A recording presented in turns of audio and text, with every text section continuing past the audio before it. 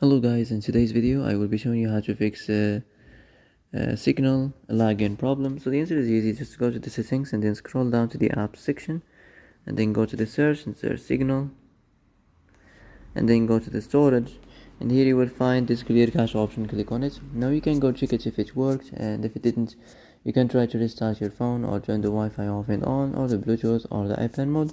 Also you can try to clear data, but be careful. If you clear data, all these applications data will be deleted. This includes all files, the settings, the accounts, the databases, etc. So be careful if you want to clear your data.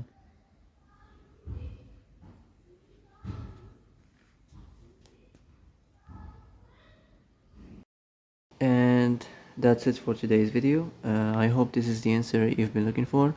If you like this video, don't forget to like and subscribe, and see you in the next video. Thanks for watching.